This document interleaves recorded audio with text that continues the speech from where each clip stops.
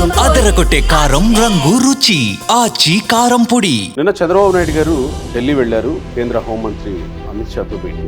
కేంద్ర కేబినెట్ పునర్వ్యవస్థీకరణ జరగబోతుంది కనుక ఇంకో కీలకమైనటువంటి చర్చ వీరిరువురి మధ్య జరిగింది అనేది ఒక చర్చ నడుస్తోంది. ఇప్పుడు భారతీయ జనతా పార్టీకి ఉన్న మిగిలిన ఇరువురు పార్లమెంటు సభ్యుల్లో నుంచి కూడా ఒకరిని తీసుకోవడానికి ఆస్కారం ఉంది అని చెప్పని చర్చలు నడుస్తాం.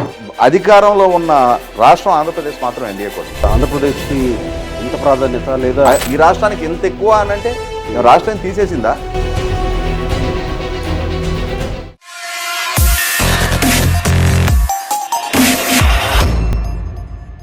నమస్తే, తెలుగు న్యూస్కి స్వాగతం. నిన్న చంద్రబాబు నాయుడు గారు ఢిల్లీ వెళ్ళారు. కేంద్ర హోంమంత్రి అమిత్ షాతో భేటీ అయ్యారు. వాస్తవానికి కేంద్ర పెద్దలతో రాష్ట్రాల నుంచి ఎవరు వెళ్ళినా ఎజెండా అంశాలు కొన్ని ఉంటాయి, ఎజెండాలో లేని అంశాలు ఖచ్చితంగా ఉంటాయి. ఆ ఎజెండాలో లేని అంశాల గురించే ఇప్పుడు రాష్ట్రంలో చర్చ జరుగుతుంది. ఎజెండాలో ఉన్న అంశం ప్రత్యేకంగా ఆంధ్రప్రదేశ్లో రాజధాని అమరావతికి గెజిట్ ఇచ్చేలాగా ఈ సమావేశాల్లో, పార్లమెంట్ సమావేశాల్లో బిల్లు పెట్టి ఆమోదించేలాగా అమిత్ షాతో మాట్లాడారు అనేది ఎజెండా అంశం. ఇంకా కీలకమైనటువంటి విషయం ఏంటంటే కేంద్ర కేబినెట్ పునర్వ్యవస్థీకరణ జరగబోతుంది కనుక ఇంకో కీలకమైనటువంటి చర్చ వీరిరువురి మధ్య జరిగింది అనేది ఒక చర్చ నడుస్తోంది. వాస్తవానికి అలాంటి పరిస్థితే ఉంటే కేంద్ర కేబినెట్ పునర్వ్యవస్థీకరణలో ఏం జరగబోతుంది, ఎందుకు దాని గురించి చర్చించాల్సిన అవసరం వచ్చింది? అఫ్సన్ రాయేష్ గారు ప్రముఖ రాజకీయ సామాజిక విశ్లేషకులు ఉన్నారు. నమస్కారం రాయేష్ గారు. నమస్కారం. ఏంటి మీకున్న సమాచారం ఏంటి? అంటే నాకున్న సమాచారం అయితే ఈ 2026లో కొన్ని రాజ్యసభ స్థానాలు ఖాళీ కాబోతా ఉన్నాయి. 26 ఆరు 27 అనుకుంటా, 26లోనే కొన్ని రాజ్యసభ స్థానాలు ఖాళీ కాబోతున్న నేపథ్యంలో ఇప్పుడు మరి ఎన్డీఏ పక్షాలుగా బహుశా భారతీయ జనతా పార్టీ వైపు నుంచి వారి అభ్యర్థిని ఎవరినైనా ఎంపిక చేయించండి అని చెప్పని వాళ్ళ వైపు నుంచి ఆయన అభ్యర్థించడానికి ఆస్కారం ఉండొచ్చు. అదే సందర్భంలో మీరు ఇందాక ప్రస్తావించినట్టుగానే రాష్ట్ర ముఖ్యమంత్రిగా చంద్రబాబు నాయుడు గారు, కేంద్ర హోంశాఖ మంత్రిగా అమిత్ షా గారు, వారిరువురి మధ్య పరిపాలనాపరమైన అంశాలు కూడా డెఫినెట్గా చర్చనీయాంశం అవుతాయి. మనకి మీడియాలో రిపోర్ట్ అయిన ప్రకారం అమరావతి రాజధాని చట్టబద్ధత విషయం అది గతంలోనే కేంద్ర న్యాయశాఖ కూడా క్లియర్ చేసింది. కేబినెట్ ఆమోదించి బిల్లు రూపంలో పార్లమెంట్లో ప్రవేశపెట్టడమే తరువాయి అని చెప్పని గతంలోనే వినున్నాం. మనం శీతాకాల సమావేశాల సందర్భంగానే ఇది ప్రస్తావనకు రావచ్చు అని చెప్పని విన్నాం. కానీ శీతాకాల సమావేశాల్లో అది ప్రతిపాదనగా కూడా రాలా. ఇప్పుడు ఈ సమావేశాల సందర్భంగా ఆ బిల్లు తీసుకొచ్చి అమరావతికి చట్టబద్ధత కల్పించవచ్చు అని చెప్పని, ఆ కల్పించమని ముఖ్యమంత్రి గారు కేంద్ర హోంశాఖ మంత్రి గారిని అభ్యర్థించినట్టుగా మనం ఈరోజు వార్తల్లో చూసాం. మనం డెఫినెట్గా అది 5 కోట్ల మంది ప్రజల వైపు నుంచి కేంద్ర ప్రభుత్వాన్ని ఎలుగెత్తి విజ్ఞప్తి చేస్తున్న కోరిక. బహుశా దాన్ని వాస్తవ రూపంలో కూడా అమలు చేస్తారని నేను చెప్పని అనుకుంటున్నా. రెండోది వచ్చేటప్పటికి ఖచ్చితంగా రాష్ట్ర ముఖ్యమంత్రి, కేంద్ర హోంమంత్రి అనే కాకుండా వీరిరువురు ఆయా పార్టీలకు సంబంధించిన అగ్రనాయకులు. ఇవాళ పాలక కూటమిలో కీలక భాగస్వాములు.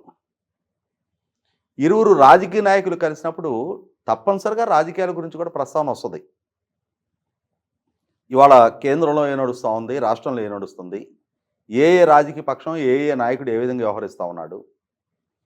ఇవాళ ఒక రాజకీయ పక్షంగా ఈ ఎన్నికల్లో విజయం సాధించాం కాబట్టి ఈ విజయమే శాశ్వతం అనుకోవడానికి వీల్లేదు. మళ్ళీ ఎన్నికల్లో కూడా విజయం సాధిస్తేనే మళ్ళీ అధికారం కూడా దక్కుద్ది తప్ప ఇప్పుడు విజయం దక్కింది కదా అని చెప్పని నెక్స్ట్ ఎలక్షన్స్కి గెలిచినా గెలపైనా కన్సలేషన్ బహుమతిలాగా కొన్నాళ్ల పాటు అధికారమే ఇవ్వరు. కాబట్టి ఖచ్చితంగా రాజకీయ పక్షాలు రాజకీయ వ్యూహాల గురించి కూడా చర్చిస్తాయి. అవును కదా. కాబట్టి వాళ్ళ ఆంధ్రప్రదేశ్ రాష్ట్రం, ఇక్కడ జగన్మోహన్ రెడ్డి గారు, ఆ పార్టీ వాళ్ళు వ్యవహరిస్తున్న తీరు, వాళ్ళ మీద జరుగుతున్న విచారణలు, ఆయన మీద ఉన్న కేసులు, వీటి గురించి కూడా డెఫినెట్గా చర్చ జరుగుద్ది. జరగకుండా ఉండటం అనేది ఇరు రాజకీయ పక్షాల నేతలు కూర్చున్నప్పుడు వీటి గురించి మాట్లాడుకోరు అని మనకి రివీల్ చేయకపోవచ్చు అది. కానీ వాళ్ళ మధ్య డెఫినెట్గా చర్చ వస్తుంది. అదే సందర్భంలో మీరు ప్రస్తావించిన కీలకమైన అంశం, గత కొన్నాళ్లుగా వింటున్నాం కేంద్ర మంత్రివర్గాన్ని పునర్వ్యవస్థీకరించబోతున్నారు అని చెప్పని. ఇదే క్రమంలో నేను విన్నది కూడా ఏంటి అంటే, ప్రస్తుతం అన్నీ స్పెక్యులేషన్సే, అధికారికంగా ప్రకటన వెలువడినంత వరకు ఎవరి ఊహలకి అనుగుణంగా వాళ్ళు ఊహించుకోవచ్చు. ఈ ఊహల్లో నుంచి పుట్టుకొచ్చిందే నా దగ్గరికి చేరిన ఒక వార్త ఏంటి అంటే, ఈ మధ్యకాలంలో కేంద్ర ప్రభుత్వం సహాయ మంత్రులకు ఇచ్చిన ర్యాంకింగుల్లో ఆంధ్రప్రదేశ్ నుంచి ప్రాతినిధ్యం వహిస్తున్న డాక్టర్ పెమ్మసాని చంద్రశేఖర్ గారు టాప్ ర్యాంకర్గా నిలిచిన నేపథ్యంలో పనితీరు పరంగా ఆయన చాలా వేగంగా నిర్ణయాలు తీసుకుంటూ ఉన్నారు, చాలా సమర్థంగా పనిచేస్తున్నారు అని చెప్పని కేంద్ర పెద్దలు కూడా భావిస్తున్న నేపథ్యంలో ఆయన్ని ఈసారి జరగబోయే మంత్రివర్గ పునర్వ్యవస్థీకరణలో కేబినెట్ మంత్రిగా ప్రమోట్ చేయబోతున్నారు అని చెప్పని విన్నా నేను. ఓకే, సహాయ మంత్రి స్థాయి నుంచి అటువంటి వేగంగా సమర్థంగా పనిచేసే నాయకులకి మరింత కీలకమైన బాధ్యతలు అప్పచెప్పిన పక్షంలో వారి సేవలు దేశానికి కూడా సద్వినియోగం చేసుకోవడానికి ఆస్కారం ఉంటుందనే ఉద్దేశంతో క్యాబినెట్ మినిస్టర్గా ప్రమోట్ చేయబోతున్నారని విన్నా నేను. 100% ఇది స్పెక్యులేషనే. నాకేం చంద్రశేఖర్ గారితో నాకు చాలా చాలా సాన్నిహిత సంబంధాలు ఉన్నాయి, వ్యక్తిగతంగా పరిచయం ఉంది. నేను ఆయన దగ్గర ప్రస్తావించిన, ఆయన నాకేం అది అష్యూర్ చేయలే. అది చంద్రబాబు నాయుడు గారు నరేంద్ర మోడీ గారి స్థాయిలో తీసుకునే నిర్ణయం, కానీ స్పెక్యులేషన్ అయితే నడుస్తుంది అది. అదే సందర్భంలో రాయలసీమ నుంచి కూడా కేంద్ర మంత్రివర్గంలో ప్రాతినిధ్యం ఉండే విధంగా ఇంకొకరో ఇద్దరికో, ఎందుకంటే ఇవాళ రామ్మోహన్ నాయుడు గారు పెమ్మసాని చంద్రశేఖర్ గారు ఇరువురు కూడా కోస్తా ప్రాంతం నుంచి ప్రాతినిధ్యం వహిస్తూ ఉన్నారు. ఓకే, అదే సందర్భంలో రెడ్డి సామాజిక వర్గం నుంచి ఇప్పుడు 3 ఎంపీలు ఉన్నారు తెలుగుదేశం పార్టీ నుంచి. మాగంటి శ్రీనివాసరెడ్డి గారు, వేమిరెడ్డి ప్రభాకర్ రెడ్డి గారు, బైరెడ్డి శబరి గారు. ఒక రెడ్డి సామాజిక వర్గం నుంచి ఒకరు, అలాగే ఎస్సీ సామాజిక వర్గం నుంచి రామ్మోహన్ నాయుడు గారు బీసీగా ఉన్నారు. అలాగే మరి వాళ్ళ పెమ్మసాని చంద్రశేఖర్ గారు ఫార్వర్డ్ క్యాస్ట్. అలాగే బలమైన రెడ్డి సామాజిక వర్గం నుంచి కూడా ప్రాతినిధ్యం ఉండే విధంగా ఒకరు, దానికి తోడు ఇంకొక ఎస్సీ సామాజిక వర్గం నుంచి కూడా ఇంకొకరికి ప్రాతినిధ్యం కల్పిస్తారని చెప్పని, 2 సహాయ మంత్రులుగా తీసుకోబోతారన్నారని చెప్పని వింటున్నాను నేను. ఓకే, సహాయ మంత్రులుగా.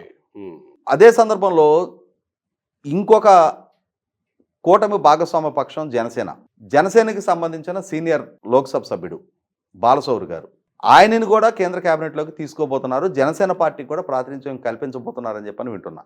అంటే ఆంధ్రప్రదేశ్ రాష్ట్రాన్ని కొంచెం కీలకంగా పరిగణిస్తూ, గతంలో చంద్రబాబు నాయుడు గారు ఎన్డీఏలో కీలక భాగస్వామిగా ఉన్న రోజున, ఆ రోజున తెలుగుదేశం పార్టీ నుంచి ఒకేసారి యునైటెడ్ ఫ్రంట్లో కీలక భాగస్వామిగా ఉన్న రోజుల్లో 5-6 మంత్రులు ప్రాతినిధ్యం వహించారు. ఉమ్మారెడ్డి వెంకటేశ్వర గారు, వేణుగోపాలాచారి గారు, బోళ బుల్రామయ్య గారు, రేణుకా చౌదరి గారు, ఇటువంటి వాళ్ళందరూ కూడా. కాబట్టి ఇప్పుడు కూడా ఆ స్థాయి ప్రాతినిధ్యం కల్పించబోతున్నారు. ఇప్పుడు భారతీయ జనతా పార్టీకి ఉన్న మిగిలిన 2 పార్లమెంటు సభ్యుల్లో నుంచి కూడా ఒకరిని తీసుకోవడానికి ఆస్కారం ఉంది అని చెప్పని చర్చలు నడుస్తూ ఉన్నాయి. అదే కదా, ఇంతమందిని అనే ఆశ్చర్యం వస్తుంది కదా, ఆంధ్రప్రదేశ్కి ఇంత ప్రాధాన్యత లేదా? దక్షిణాదిలో ఇవాళ అధికారంలో ఉన్న రాష్ట్రం ఆంధ్రప్రదేశ్ మాత్రం ఎన్డీఏ కూటమి. అవును, మొత్తం దక్షిణాదిలో తెలంగాణ, కర్ణాటక, కేరళ, తమిళనాడు ఈ 4 రాష్ట్రాల్లో ఎన్డీఏ కూటమి అధికారంలో లేదు.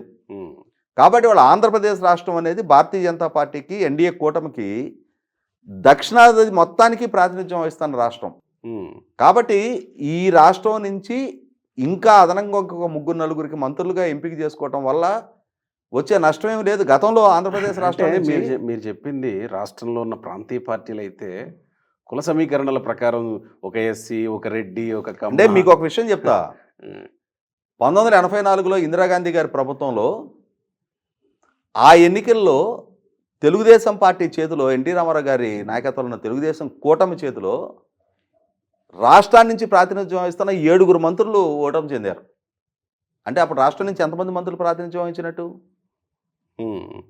7 మంత్రులు తెలుగుదేశం కూటమి చేతిలో ఓటమి చెందారు. కాబట్టి రాష్ట్రం నుంచి 7-8 మంది ప్రాతినిధ్యం వహించడం కొత్త ఏం కాదు. గతంలోనూ ప్రాతినిధ్యం వహించారు, ఇప్పుడు కూడా ప్రాతినిధ్యం వహించకూడదనేం లేదు. ఇప్పుడు రేపు తమిళనాడులో ఎన్నికలు రాబోతూ ఉన్నాయి. సో దక్షిణాది నుంచి వీలైనంత స్క్వాడ్ పెంచుకోవాలి అని చెప్పని ఎన్డీఏ కూటమి పక్షాన ఒకవేళ ప్రయత్నం చేయకూడదని చెప్పని రూల్ ఏం లేదు. ఈ రాష్ట్రానికి ఎంత ఎక్కువ అని అంటే రాష్ట్రం తీసేసిందా? అదేలేండి. అంటే తెలుగు రాష్ట్రాల్లో మళ్ళీ తెలంగాణ కూడా ఉంది కదా, పైగా 8 లోక్సభ. అవును, స్థానాలు గెలిపించిన డెఫినెట్గా అక్కడ కూడా తెలంగాణ ప్రాతినిధ్యం ఇక్కడి నుంచి. ఇచ్చుకుంటారు. ఆల్రెడీ 2 ఉన్నారు అక్కడ.